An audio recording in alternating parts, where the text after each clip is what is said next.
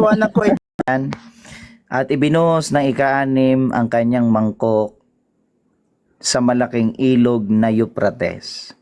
At natuyo ang tubig nito upang mahanda ang dadaanan ng mga haring mula sa sikatan ng araw.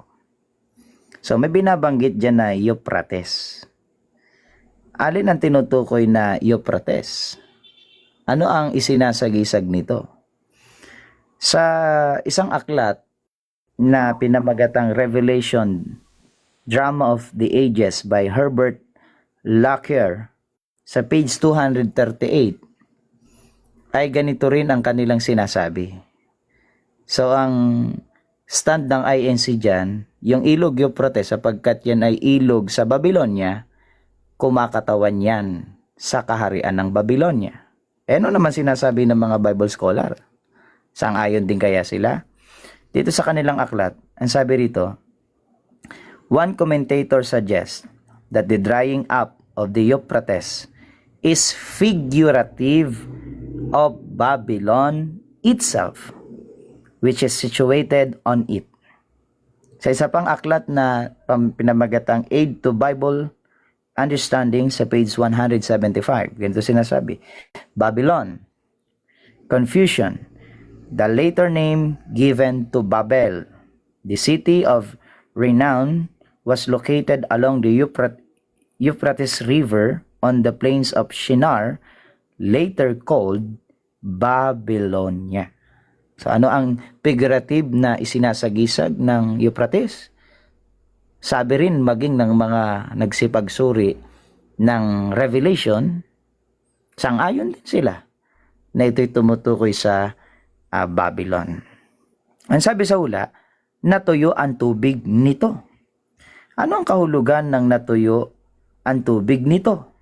Basahin natin sa aklat ng Isayas 42:15. Aking gagawing giba ang mga bundok at mga burol, at tutuyuin ko ang lahat nilang mga pananim, at gagawin kong mga pulo ang mga ilog, at aking tutuyuin ang mga lawa. Ano kahulugan sa Biblia ng pagkatuyo? Ang sabi sa binasa natin, aking tutuyuin ang mga lawa at ang mga ilog. Ang lawa o ilog ay may tubig. Sa makatwid, pag natuyo ang tubig, ano ang kahulugan nito? Sa kaugnay na hula, Zacarias 10:11, at siya'y magdadaan ng dagat na kadalamhatian, at hahawiin ng mga alon ng dagat, at lahat ng kalaliman sa Nilo ay matutuyo, at ang kapalaluan ng Assyria ay mababagsak, at ang setro ng Ehipto ay mawawala. Ano pa? Sa Zacarias 2:13, ito, at kanyang iniunat ang kanyang kamay laban sa hilagaan at gigibain. Binanggit din yung nagiba, binanggit yung natuyo, binanggit din yung bumagsak. Ito pa, ang kanyang bayan ay nasira. Ito yung lupain sa ilang. Lupain na walang taong tumatahan o dinaraanan ng sino mang anak ng mga tao. Ano sinasagisag nung natuyo ang tubig nito? Bumagsak, nasira, ano pa, at nagiba. Kaya nang matuyo ang tubig ng ilog Euphrates sa hula, hindi yan yung Euphrates sa sinaunang panahon. Kasi sa kasaysayan naman talaga, tinuyo ni Ciro yun eh. Kaya nga nila nasakop ang Babylonia at iginiba ang kahariang yun. Pero ito, hindi na ito ang lumang Babylonia, hindi na ito yung lumang ilog Euphrates. Ito ay makabagong Euphrates na kumakatawan sa makabagong Babylonia. Kaya kaugnay ng pagkatuyo ng ilog Euphrates na siyang Babylonia, ang Babylonia ay maguguho. Ganyan din yung nangyari nun eh. Para makapasok si Ciro at ang kanyang mga sundalo para sakupin ang Babylonia, tinuyo muna nila yung ilog ng Euphrates. Depensa kasi ng Babylonia yun eh.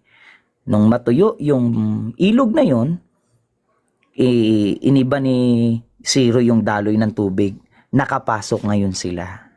At nang sila'y makapasok, iginiba nila, sinakop nila ang Babylonia. Sa aklat ng Apokalipsis, mauulit yung pangyayari. Pero hindi na yung luma o yung matandang Babylonia. Hindi na rin sina Ciro, kasi patay na din si Ciro. Bumagsak na din ang matandang Babylonia. Sa makatulitoy, may isinasagisag sa makabagong panahon natin, yung Babylonia o makabagong Babylonia. Ngayon, anong sinasabi sa aklat ng Apokalipsis 18:2? Na mangyayari nga sa Babylonia pagka natuyo ang tubig nito.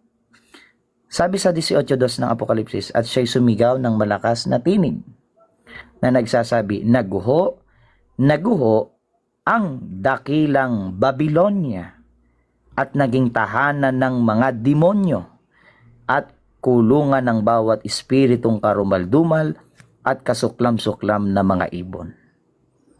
So, ano mangyayari batay sa hula sa Babylonia kapag natuyo ang tubig nito? Yung ilog na yon? Ang sabi sa hula, naguho, katumbas, nagiba, naging tahanan ng mga demonyo. Sino kayo mga demonyo na yon na nanahan sa Babylonia? Ha? Sino kaya yun?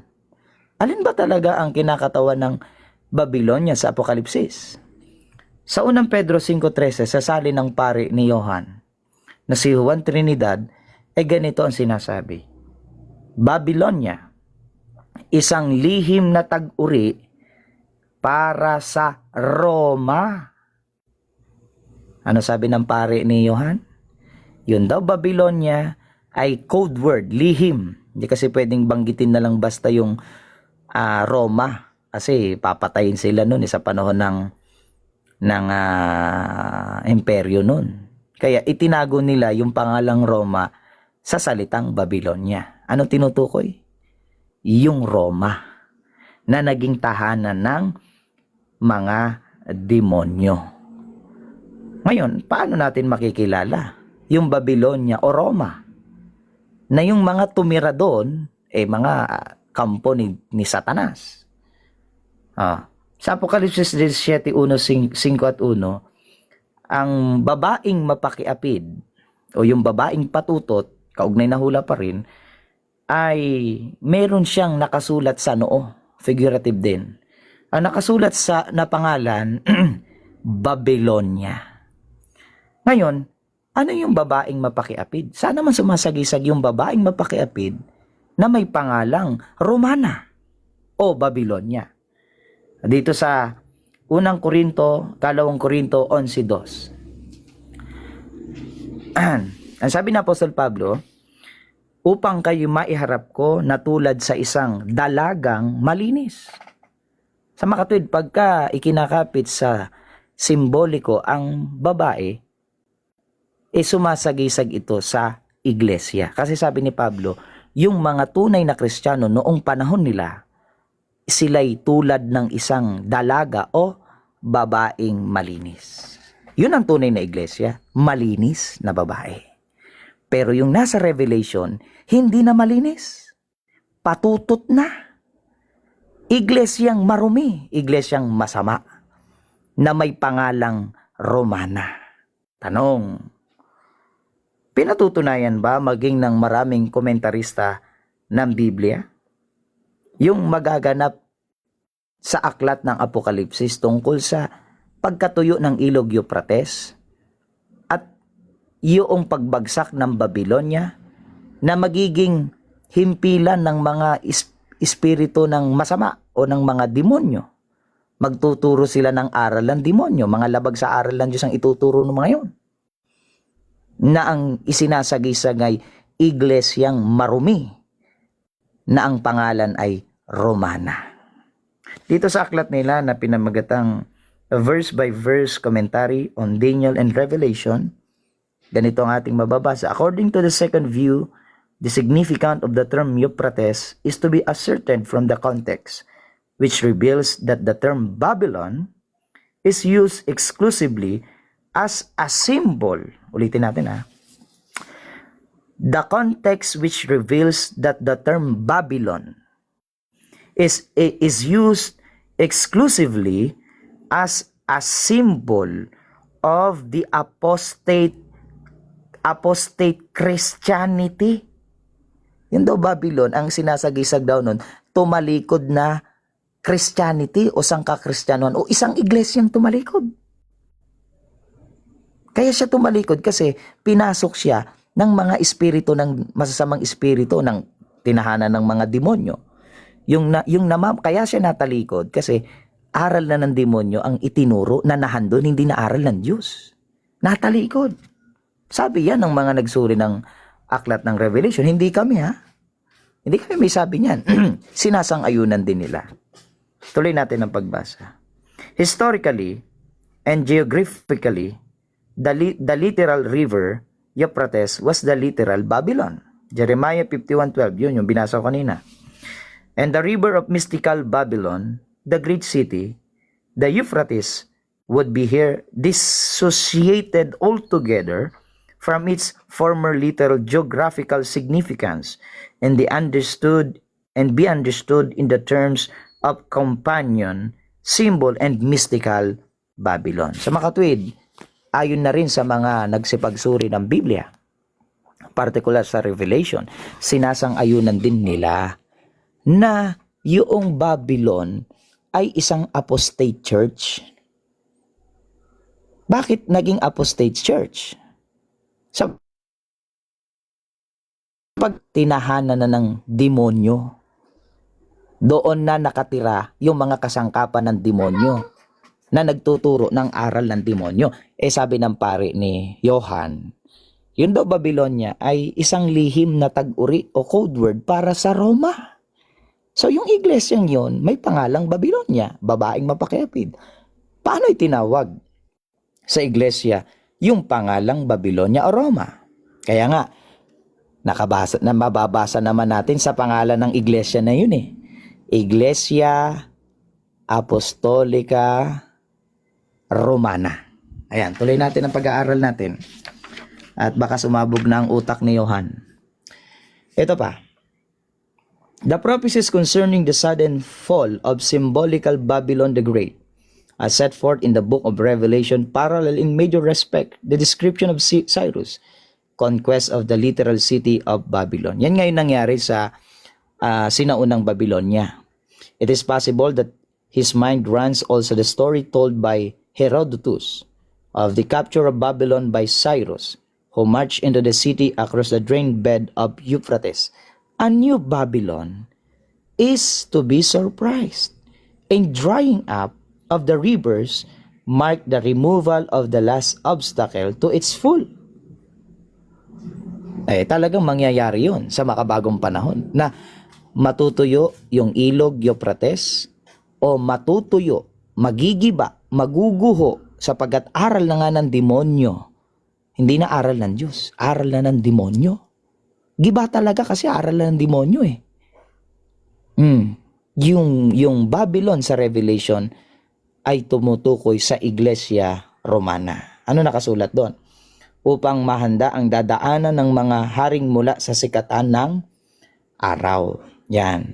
Ang pagbagsak ng Babylonia, tandaan natin, ay paghahanda ng susunod na gawain na magmumula sa sikatan ng araw. Pagka yung Babylonia o Iglesia Romana ay nasyambungan ng pagtalikod, naguho. Kasi nagkaroon ng Protestantism, nagkaroon ng Great Schism, nagkaroon ng Eastern Church. Yan, naguho, nagkabahagi. Nagkaroon ng iba't ibang rights. Ano sunod na itinakda na mangyayari? Sabi, upang mahanda ang dadaanan ng mga haring mula sa sikatan ng araw. Sa sinaunang pangyayari, yung Babylonia, yun yung Iraq. Kaharian ng Babylonia. Yung mga taga-sikatan ng araw, sinasiro yun. Sa una. Pero ito, makabago na to. Kaya kung ang Iglesia Romana, ang Babylonia sa Revelation, sino-sino naman yung magmumula sa sikatan ng araw? Kaugnay na babasahin natin sa hula, sa aklat ng Apokalipsis, 14:8-9. Diba? Na merong binabanggit doon na anghel. Ayan, baka na naman si Johan, umiyak na naman sa salitang anghel. Paano naging anghel? May pakpak. Yung nasa 14:8-9 na sumigaw ng malakas na nagho ang Babylonia ay natupad kay Martin Lutero, ang pangalawang anghel na hinuhulaan. At ang kasunod ng gawain ni Martin Lutero ay ang gawain ng ikatlong anghel na magbababala sa mga may tanda at sumasamba sa mga larawan o Diyos-Diyosan. Pinatutunayan din ba yan? Maging ng mga nag-aral ng Revelation. Ito, the angel with the seal of the living God is therefore the same as the third angel of Revelation. Pareho ding angel. Pareho din sila na may gagampan ng gawain. Yung gampanin ng ikalawang anghel na natupad kay Martin Luther, na sumigaw ng naguho ang dakilang Babylonia, kaya nagkaroon ng Protestantism dahil kay Martin Luther. After ang gawain ni Martin Luther, yung gawain ng pangatlong anghel. Sino yung pangatlong anghel na mula sa sikatan ng araw? Apokalipsis 7:2, sabi doon, at nakita kong ibang anghel na mula sa sikatan ng araw, nataglay ang tatak ng Diyos na buhay, at siya'y sumigaw ng malakas na tinig sa apat na anghel, pinagulubang maipahamak ang lupa, dagat, at mga punong kahoy.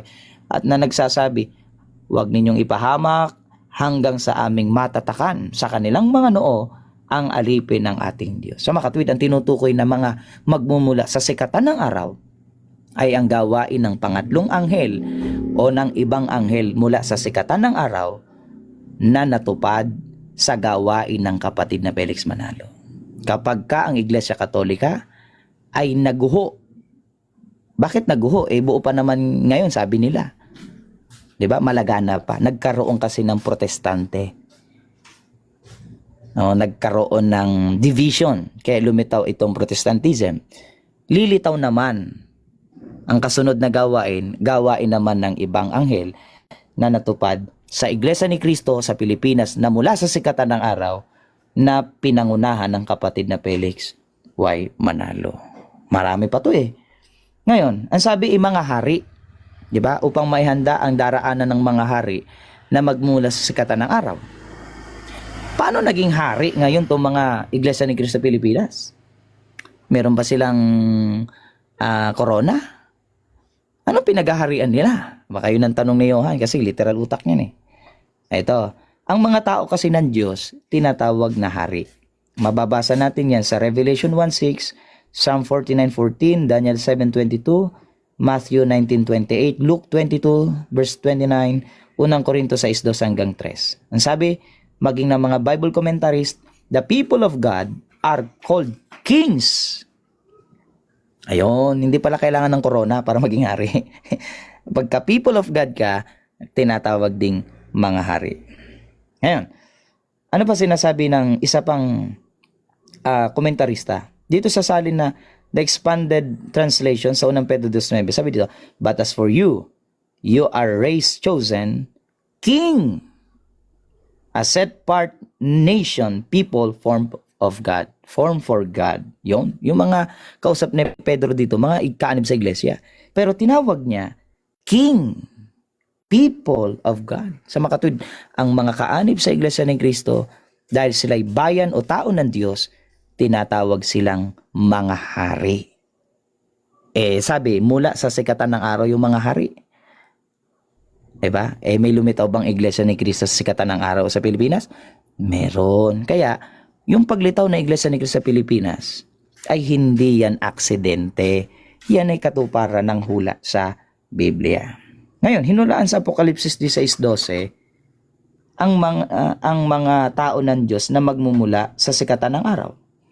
Natupad ito sa Iglesia ni Cristo sa huling araw. At pagkatapos kasunod ng gawaing ito ay ang pagbabalik na ni Cristo. Sabi sa 16:15, narito ako'y pumaparitong gaya ng magnanakaw, mapalad siyang nagpupuyat at nag-iingat ng kanyang mga damit na baka siya'y lumakad ng hubad at makikita nila ang kanyang kahihiyan. So ang kasunod na po nung gawain na mula sa malayong silangan, araw na po ng paghukom. Kaya pagka ang Iglesia ni Cristo lumaganap na sa buong mundo, darating na ang pagbabalik ni Cristo. Hindi natupad ng Katoliko yan. 'Di ba? Sabi ni Kristo, Mateo 24:14, pag naipalaganap na ang ebanghelyo sa lahat ng mga bansa, darating na wakas. Ba't di pa nagwawakas? Hindi kasi Katoliko ang tunay. Yan nga yung masamang babae, yan yung patutot na may pangalang Romana o Babylonia. Kaya ang tutupad ng pagpapalaganap ng dalisay na ebanghelyo ay ang Iglesia ni Kristong lilitaw sa Pilipinas, sa malayong silangan, na ngayon ay nasa bansa ng 168 countries all over the world. Huwag niyo munang husgahan ang Iglesia ni Kristo ngayon, sapagkat hindi pa naman talagang lahat ng mga bansay naaralan nito. Patuloy pa paglaganap nito. Pagka yan ay natupad na ng Iglesia ni Kristo, darating na si Kristo. Yan ang aabangan ninyo. Kaya yung Katoliko o Roman Catholic Church ang binabanggit na Babylonia, na naguho, nagiba, tinahanan ng masamang espiritu, nagkaroon ng aral ng mga demonyo, kaya puro aral dyan, salungat sa Biblia. Wala sa Biblia, puro kontra sa Biblia. Sabi ni Martin ng ikalawang anghel na natupad kay Martin Luther, naguho ang dakilang Babylonia. Nagkaroon ng Protestantism. Kaya 1914, naihanda ang pagdaan ng mga hari mula sa sikatan ng araw, katumbas lang lumaganap at lalaganap pa ang Iglesia ni Kristo sa buong mundo. Ayan, kaso mahaba pa to . Sige, yan lang muna. Pagbibigyan ko muna si Johan kung ano ang kwan niya. Sige na, Johan, ikaw na. Pagbibigyan kita. Okay, salamat Kuya Rabinus. Okay naman Kuya Johan. Ano ang kahulugan ng kahulugan ng Revelation 16:12? Okay, Kuya Johan. Buti natapos, no? Kala ko di na matatapos. Ngayon, doon muna tayo sa mga patotsyada ni Rabinus. Gumamit siya ng gumamit siya ng Bible scholar tsaka theologian. Ang tanong dyan, meron ba ni isa nag-agree na si Felix Manalo ay isang sugo? Wala po. Klarong-klaro. Sa mga ginamit niyang referensya, wala po ni isa nag-agree doon na iglesia ni Felix Manalo yung tunay na Kristiyano. Bagkus, ang mga Bible scholar na yan nag-agree na ang tunay na Kristiyano ay mga Katoliko. Di ko na kailangan ilatag yan sapagkat walang mismong Bible scholar ang mga iglot ni Manalo. Pero ano nga ba ng Katoliko sa Revelation 16:12 na halos mapunta na sa iba't ibang talata at nagkanda hirap-hirap na si Rabinus i-connecta yung mga Babylonia, Patotot, Apokalipsis, Ibo Mandaragit, Sugo, Martin Luther. Ano nga ba ang direktang paliwanag ng Katoliko? So ito ang paliwanag ng Katoliko dyan. Makinig ka kapatid na iglot ha, pagkahaba-haba. Ang sabi sa Revelation 16:12, and the sixth angel poured out his veil upon the great river Euphrates, and the water thereof was dried up, that the way of the kings of the east might be prepared. Yung tinutukoy daw dyan na silangan, Pilipinas daw yan. Dyan daw lilitaw yung 1914 na INCM na itinayo at itinatag ni Felix Manalo. Yan po ang katuparan sa hula na may amang nakasulat sa 1844 na kapiling na ngayon ni Felix Manalo sa dagat-dagatang apoy na hindi kayang kontrahin ni Rabinus sapagkat yung ama niya at yung idolo niyang si Felix Manalo ay magkasama na. Pero bumalik tayo sa paksa. Ano nga ba yung sinasabi ng Katoliko dyan? So mga kahulugan niya, no, in the vision of six angel pours a veil, ito ay plague or curse on the Euphrates River. The drying up of the river symbolized clearing the path for upcoming armies from the east. Mga sundalo pala na galing kuno sa Pilipinas. Kasi pagka sinabi or binanggit nyo yung talatang malayong silangan na mababasa daw kuno sa Biblia, ang kahulugan daw nun ay Pilipinas. Kahit hindi naman tinutukoy na Pilipinas yun. O saan ba nakalagay ang Israel? Nasa east din yung Israel. Pero hindi daw, kasi malayong silangan ba yung Israel? Hindi. yung gusto lang basahin ni Rabinos, yung salitang malayong silangan na ginagamit ng mga ninuno niyang mga iglot. Eh. So ano nga ba? Bigyan pa natin ng iba. This is part of the series of the seventh plague in the Revelation 16, which shows God's judgment on the world. So anong interpretasyon ng Katoliko dito? Generally interprets Revelation symbolically, not just literally. Ano ang mga key points? Euphrates, barrier or obstacle. Some theologians see the Euphrates as representing barriers to God's plan or to coming of justice na hindi kayang ipaliwanag ni Rabinos. Kaya nagpalipat-lipat na lang siya ng talata para kunwari napaliwanag niya ng buo yung Revelation 16.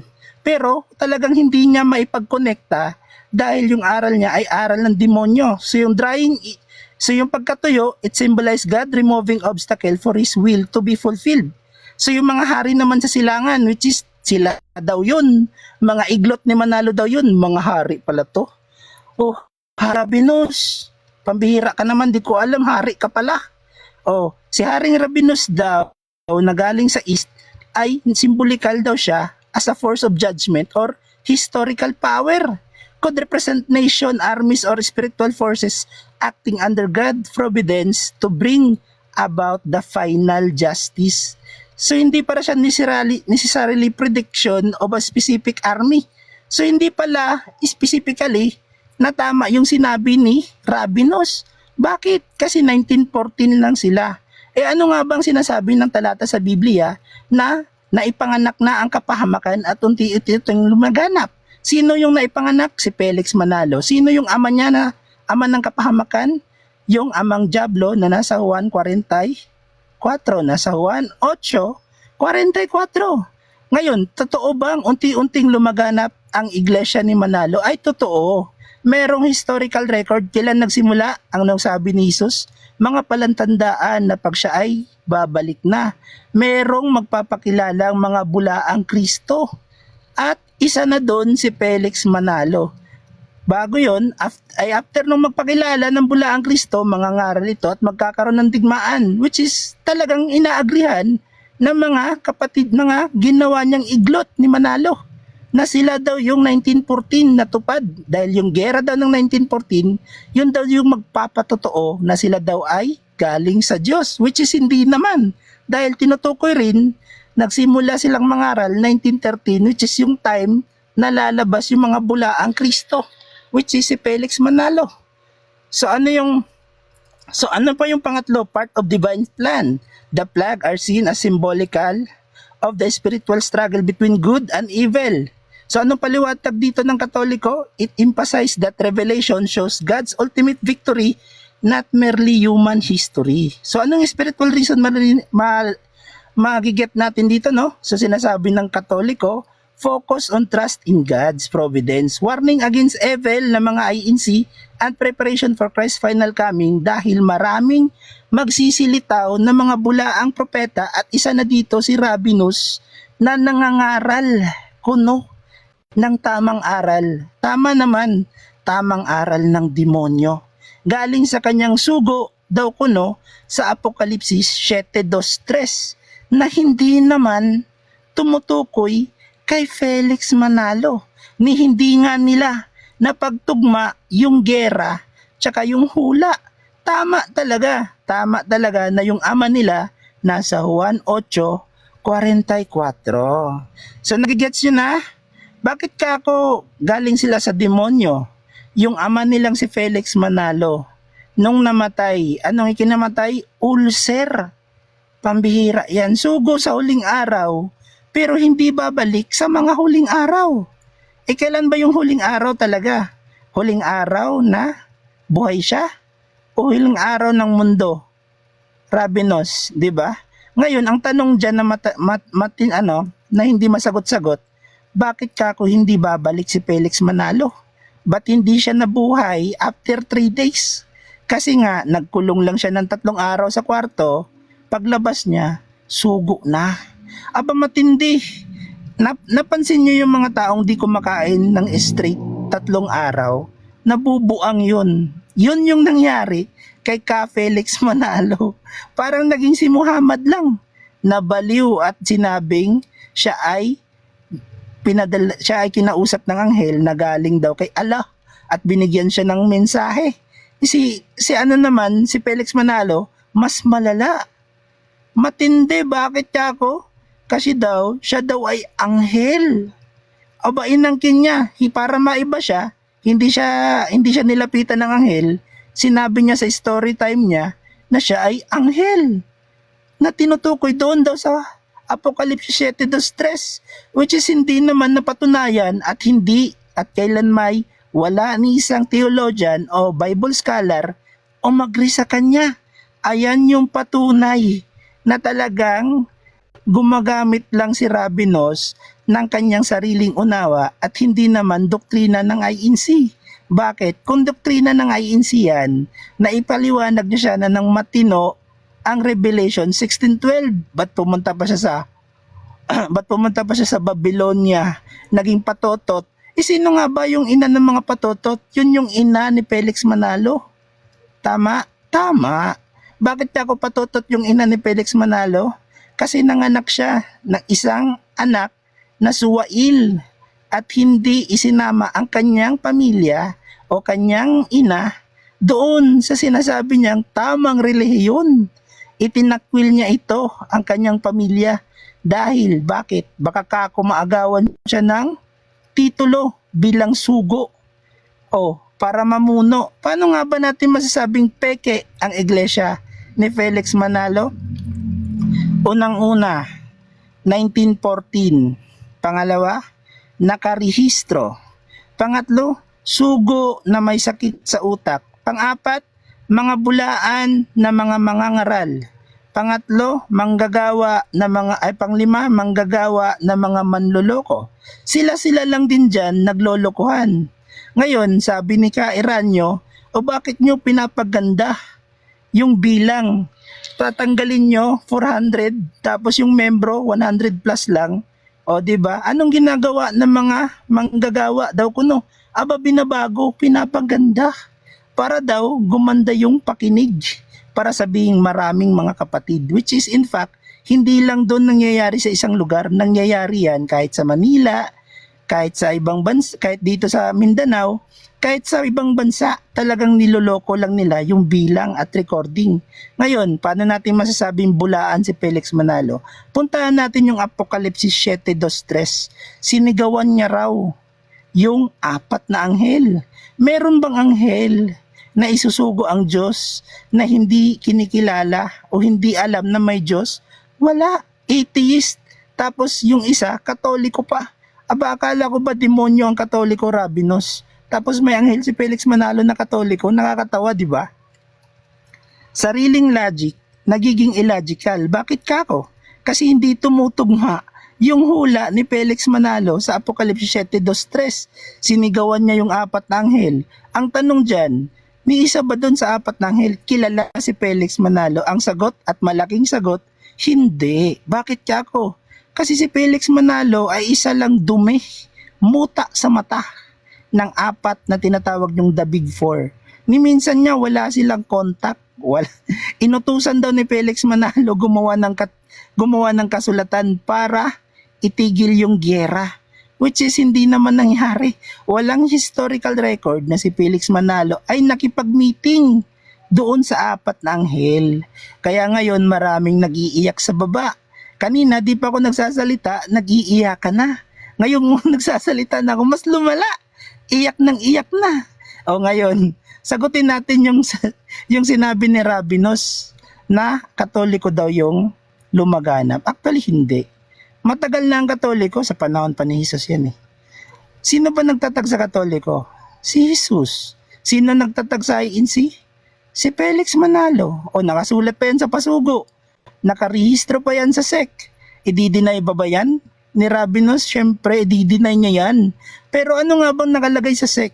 Soul Corporation. Signed by sino? Felix Manalo. Ibig sabihin, iisang pamilya yung mamamalakad. Kaya tignan nyo, at kayo na ang magsuri, mga iglot dyan sa comment section, kung sino lang ang namumuno sa iglesia ni Manalo. Meron bang ibang apelido dyan na nakatungtong as executive minister? Wala. Sino ba nagpapalit-palit dyan?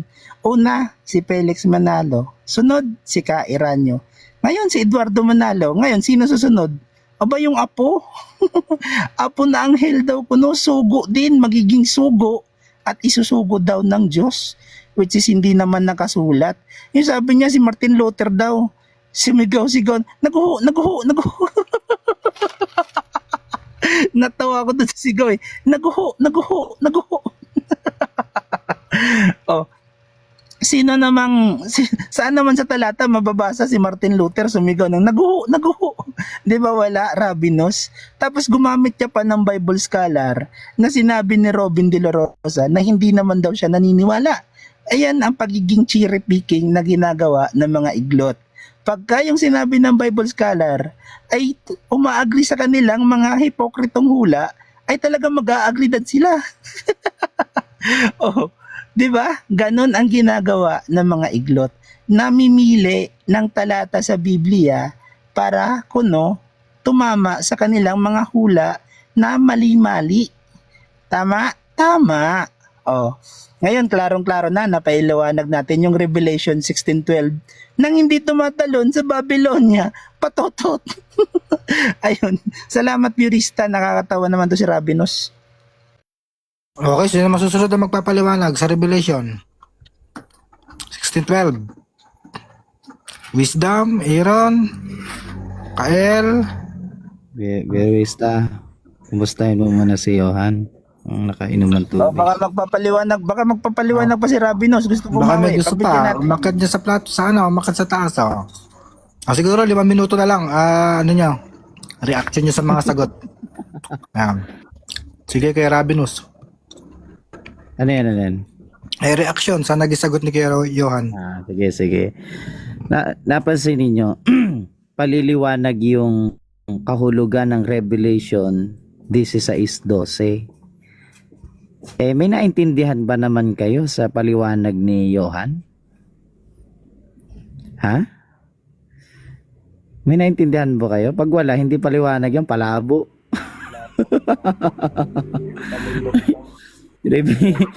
Revelation 16:12 napunta kay Felix Manalo. Anong klase ka naman, Johan? Nag-iiyak ka eh. Samang-sama ng loob mo eh. Pilit na pilit pa yung tawa mo. Tapos nagkakautal-utal ka na, namamalat-malat ka pa. Alam mo, may tawag kasi sa psychology pagka ganyan. Pagkaramdam mo na parang pilit yan, hindi niya kayang tibagin yung stand. 'Di ba? So maliwanag naman yung stand natin. Ngayon, hindi na natin masyadong sisikuin si Johan. Wala na kasing boses to eh. Baka mabilaukan pa eh. Yung Revelation 16:12, yan ay symbolical. Prophecy yan. Ang ginawa kasi ni Johan, yung Ilog Euphrates, nilagyan niya ba ng mga pader-pader, mga obstacles daw. Tapos yung mga hari, yun ang malabo sa kanya eh. Hindi niya na ipaliwanag yung mga hari na magmumula sa sikatan ng araw. Wala siyang paliwanag roon. Kaya nga, hindi paliwanag yung kanya, palabo yun eh. Diba? Di ba? Sabi doon, matutuyo ang Ilog Euphrates. Kailan nangyari yan? Ha? Kailan natupad yan? Yan ang dapat masagot, Johan. No. Kung yan sa'yo ay literal yan, kailan yan matutupad? At sino-sino yung mga hari na mula sa sikatan ng araw? Hindi mo yan ay paliwanag. Bagsak ka. Kahit tanungin mo yung mga neutral dito, umiyak lang naman yung ginawa mo. Wala ka namang pinaliwanag talaga eh. Diba? Gusto mo personalin yung kapatid na Felix Manalo. Diba? 2026 na, Johan. Diba? Magbagong buhay ka naman. Balikan natin ha. Maliwanag yung stand namin. Hindi ang batayan namin kung ano yung sinabi ng scholar. Ang sinasabi namin, sang-ayon din yung mga Bible scholar na yung Euphrates doon ay tumutukoy sa Babylonia. Wala naman akong sinabing sang-ayon sila na si kapatid na Felix Manalo ay sugo. Hindi naman yun ang paksa. Hindi naman yun ang sinabi ko eh. Di ba? Oh, yung bang itinuturo ng mga Bible scholar na tama, hindi mo ba paniniwalaan yun? Yung mali, wag mong paniwalaan. Sabi nga ng Biblia, pulutin mo yung tama, itapon mo yung mali. Di ba? Hindi yung ang pupulutin mo, pumulot ka ng tama, pati mali pupulutin mo, Johan. Hindi ganun. Ang matinong tao at matalinong tao, ang pupulutin lang niya yung tama. Eh sa'yo pati tayo pulot mo eh. Hindi mo may paliwanag yung Revelation 16:12. Sa amin napakaliwanag. Yung ilog Euphrates na natuyo. Katumbas ay ng Euphrates ay ang Iglesia Romana. Natuyo sapagkat naguho. Kailan naguho? Nang yung pangalawang anghel na sumisigaw ng naguho ang Babylonia. Natupad kay Martin Luther. Hindi naman literal na nagsisigaw si Martin Luther, kundi yung gawain niya para sa pagguho ng Iglesia Katolika. Kaya nga nagkaroon ng Protestantism. Literal ka kasi, Johan eh. Alam mo namang revelation niya, nahaluan mo ng literal mong pangunawa. Kaya palpa ka dyan eh. O, dadaan yung mga taga-sikatan ng araw. O, yan ang sikatan ng araw tumutukoy sa Pilipinas. Diba? Paglitaw ng Iglesia ni Cristo sa pamamagitan ng pagsusugo kay kapatid na Felix Manalo. Eh, ang mga kaanib sa Iglesia, hari yan. Unang Pedro 2:9. Magbasa ka kasi ng Biblia. Yung mga tao ng Diyos, tinatawag din niyang mga hari sapagkat naghahari sa kanila, kalooban ng Diyos. Wala ka talagang alam, Johan eh. Kaya dapat sa'yo mag-aral ka muna eh. O, time. Okay, ikaw naman, Kuya Johan. Ang magbigay ng iyong reaksyon. Ayan. Natawa ako sa sinabi ni Rabinos. Hindi naman pala siya agree doon sa referensyang ginamit niya. Napapansin nyo, gagamit na lang ng reference doon pa sa isang bagay na hindi siya nag-agree. Talagang walang sense pagkaka-INC ang kausap mo. Bakit kaya ako? Kasi nga, kailangan mong ibaba yung level mo para pumantay sa utak. Nay, wala palang utak, no? Tae pala yung laman ng ulo. Bakit? Sinabi niya, naguho. Yung pagkaguho daw, yun daw yung pagkatuyo ng ilog ng Euphrates. Yun daw yung katuparan. Ngayon, ang tanong dyan, yung pagkatuyo tsaka yung naguho, synonymous ba yun? Hindi. Bakit ako? Kasi hindi magkaiba naman yun eh. Yung natuyo, tubig yun. Yung naguho, building yun. Di ba nakakatawa yung pagbibigay nila ng kahulugan? Ngayon, punta tayo dun sa sinabi niyang, hindi naman literal yan. Patay ka dito, Rabinos. Ang sabi mo, hindi naman pala literal ang revelation. Ang tanong na ngayon dito na talagang mapapaisip ang mga kapatid mong iglot, kung hindi naman pala literal, paano naman naging literal na si Felix Manalo yung anghel sa Apokalipsis 7:2-3? Paano naging literal na si Martin Luther yung katuparan sa pangalawang anghel? Tama? Kasi ang sabi mo, hindi pala literal. Ngayon, sa'yo na mismo nanggaling. Ikaw na mismo naglabas ng katotohanan na hindi literal na sugo si Felix Manalo sa Apokalipsis 7:2-3 kasi ang sabi mo, ba't mo naman kasi gagawing literal yung revelation? Diba? So hindi literal si Felix Manalo. Sugo dun. Sa'yo na mismo nanggaling, Rabinos. Ngayon, tama naman si Rabinos. Talaga namang hindi literal na sugo si Felix Manalo. Eh kanino nga ba?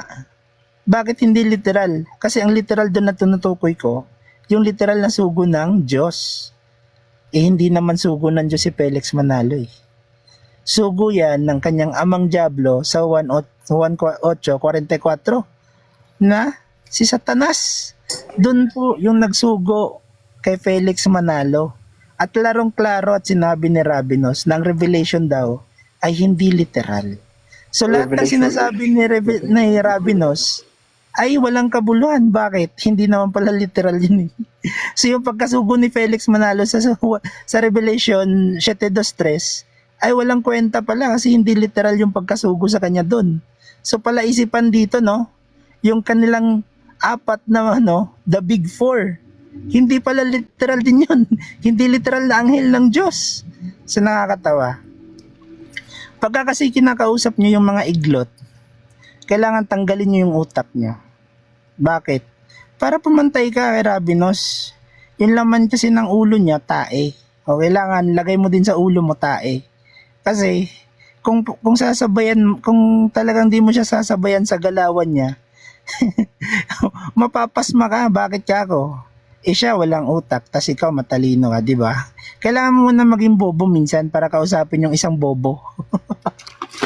So bakit nga ba iglot si Rabinos dito sa Revelation 16:12? Naipaliwanag niya ba at napagtugma niya ba yung kanyang mga pinagsasabi kanina? Hindi. Tingnan mo, pumunta ng Babylonia, napunta sa babaeng patotot. Nakakonekta ba yan sa Revelation 16:12? Hindi rin. Ang tinatanong, ano ang kahulugan ng Revelation 16:12? Napunta siya sa kahulugan ng Babylonia, napunta siya sa kung sino yung patotot. Nakonekta niya ba? Hindi. Bakit? Ibang talata na yung pinapaliwanag niya kanina.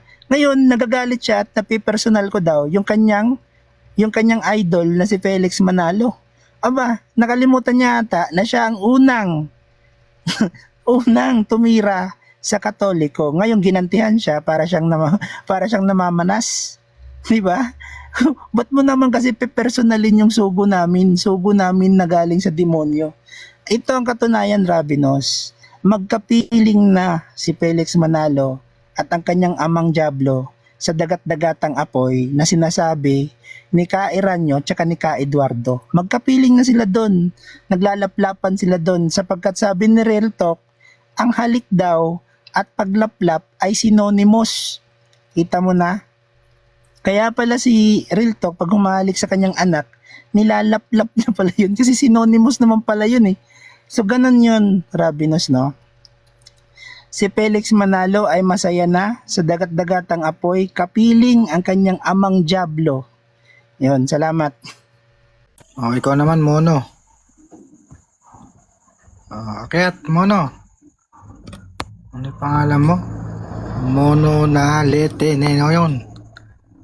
Kuya. Uy. Nakamute. Uncle. Kayo na po, Uncle.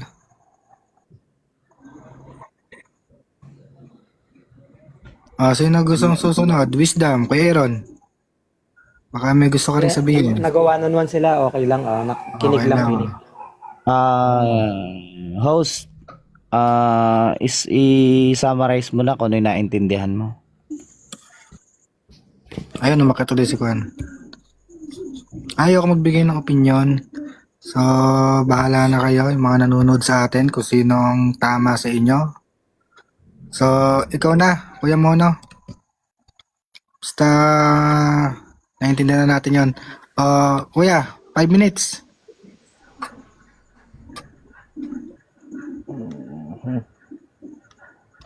Hindi, I incident lang. Sundan ko lang siya, Kuya Rabi. Yan, magandang gabi, ano. Napansin niyo yung latag ni Johan. Napaghahalatang talagang walang alam, diba? Bakit? Yung Apokalipsis 16:12, talagang hiwaga yung nasusulat doon sa talata. Diba? Ngayon, kinundina niya ang kapatid na Felix Manalo ay di literal doon na ibang anghel. Ano ba ang hinuhulaan sa 7:23? Yung gagampanan o gagawin nung ibang anghel, yun yung hinulaan. Di ba?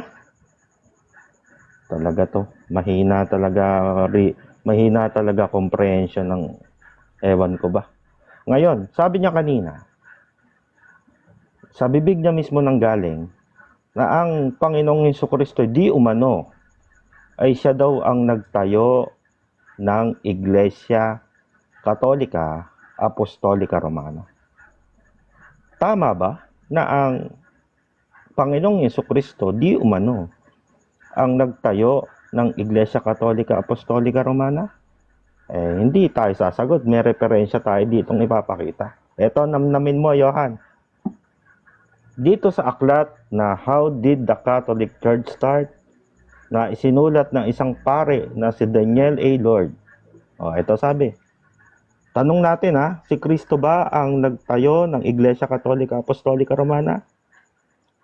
Aklat Katolika ang magsasabi. Ano sabi? So the Catholic Church does not start with Jesus Christ. Ano? Sasabihin mo si Kristo nagtayo? Aklat Katoliko ang sabi, hindi si Kristo nagsimula? Hindi nagsimula kay Kristo ang Iglesia Katolika Apostolika Romana? Sino ngayon ang nagsasabi ng totoo? Ikaw na isang TikToker debater o yung Aklat Katoliko?